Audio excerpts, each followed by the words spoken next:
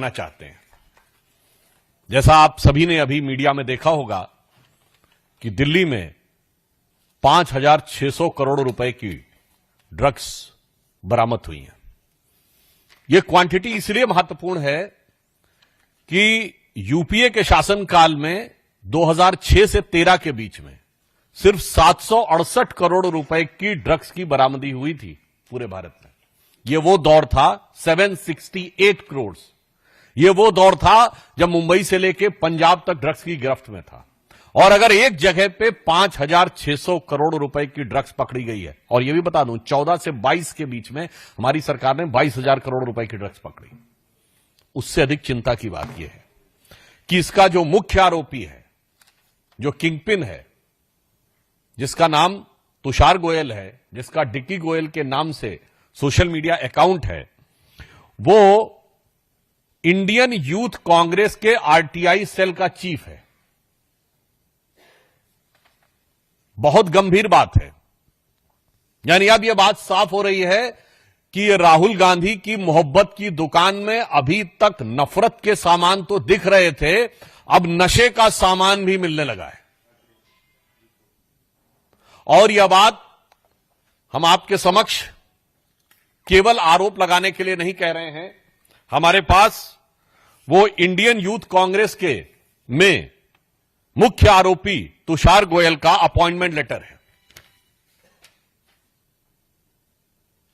यह 24 मार्च 2022। और महत्वपूर्ण बात यह है कि इस अपॉइंटमेंट लेटर में राहुल गांधी जी और सोनिया गांधी जी का भी जिक्र है। मैं आपके समक्ष पढ़े दे रहा हूं।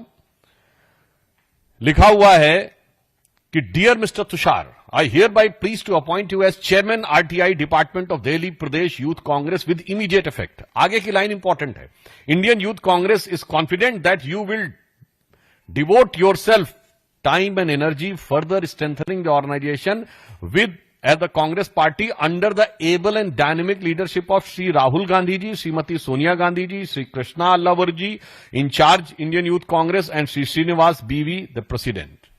अब बताइए, अब हमारा सीधे उनसे सवाल है, अगर यह आरटीआई सेल का चीफ था तो आज देश की हर जनता का यह राइट टू इंफॉर्मेशन है कि कांग्रेस पार्टी के साथ इस मुख्य आरोपी, जो इतने बड़े, शायद देश में सबसे बड़े ड्रग कंसाइनमेंट को पकड़े जाने का मुख्य आरोपी है, उसके साथ क्या संबंध है। दूसरा, संबंधों का सिलसिला सिर्फ यहां तक नहीं है। ये श्री दीपेंद्र हुड्डा जी के साथ इनकी फोटो है।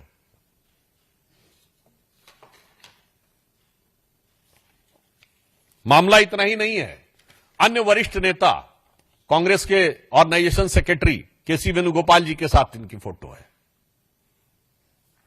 फोटो तो कई बार पब्लिक डोमेन में कोई भी खिंचा लेता है, मगर एजेंसियों को उसके फोन से दीपेंद्र हुड्डा जी का नंबर भी बरामद हुआ है।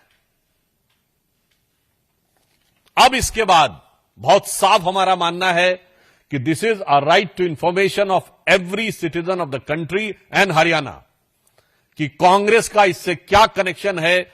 यदि दीपेंद्र हुड्डा जी के साथ न सिर्फ फोटो है बल्कि उसके मोबाइल में उनका नंबर है, यूथ कांग्रेस का अपॉइंटमेंट लेटर है जिसमें dynamic leadership and blessings of Rahul ji और सोनिया जी का भी जिक्र है, तो अब ये सवाल बहुत गहरे होते हैं, जिसमें हमारे 2-3 प्रमुख सवाल हैं। नंबर 1, ये जो पैसा बरामद हुआ है, ये पैसा कांग्रेस पार्टी के पदाधिकारी के ड्रग तस्करी में इन्वॉल्व होने का है, तो क्या इससे पहले अन्य पैसे भी आ चुके हैं?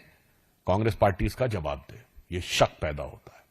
दूसरा शक, ये जो पैसा है, क्या ये चुनाव की प्रक्रिया के लिए तो नहीं प्रयोग हो रहा था? 5,600 करोड़ रुपए किस पर्पस से था और कांग्रेस पार्टी से इसका क्या संबंध है? तीसरा प्रश्न, क्या कांग्रेस पार्टी ने किसी ड्रग माफिया को या ड्रग पेडलर को अपनी पार्टी का पदाधिकारी बनाने में यह शक पैदा होता है कि किसी प्रकार का कोई अरेंजमेंट तो नहीं है? हम ये साफ पूछना चाहते हैं कि अगर उनकी सरकार यदि आ जाती तो इस प्रकार के ड्रग माफिया को हरियाणा में काम करने के लिए उसी प्रकार की छूट मिलती है।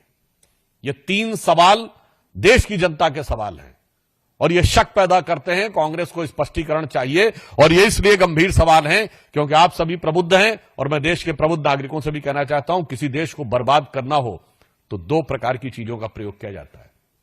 एक, उस देश की जनता के बीच में भ्रम पैदा करो और दूसरा, सीधे उसकी युवा पीढ़ी को ड्रग्स में इन्वॉल्व कर दो। आज हम ये पूछना चाहते हैं कि देश में भ्रम पैदा करने के लिए अनेक अंतर्राष्ट्रीय शक्तियों, संस्थानों के साथ कांग्रेस पार्टी के संबंध यदा कदा उजागर हो रहे हैं। अब देश के युवाओं को सीधे नशे में इन्वॉल्व करने वाले इतने बड़े कांड के साथ कांग्रेस के ऑफिशियल पदाधिकारी का सीधा संबंध उजागर होना बहुत गहरे और खतरनाक संकेत देता है। अर्थात देश कितने गहरे और गंभीर संकट में आ सकता है इन लोगों के हाथ में थोड़ी सी भी शक्ति आने से, यह आप बहुत सहज रूप से समझ सकते हैं। तो हम इसलिए आज इस विषय के ऊपर गंभीर चिंता व्यक्त करते हुए पुनः अपने 3 सवाल कांग्रेस से दोहराते हैं। नंबर 1, इस मुख्य आरोपी तुषार गोयल जो कि कांग्रेस का पदाधिकारी है, जिसका नियुक्ति पत्र उपलब्ध है, उसका कांग्रेस के साथ किस प्रकार का संबंध है? सिर्फ राजनीतिक संबंध है या व्यवसायिक संबंध भी है? This relationship is only political और there is also a financial dimension involve.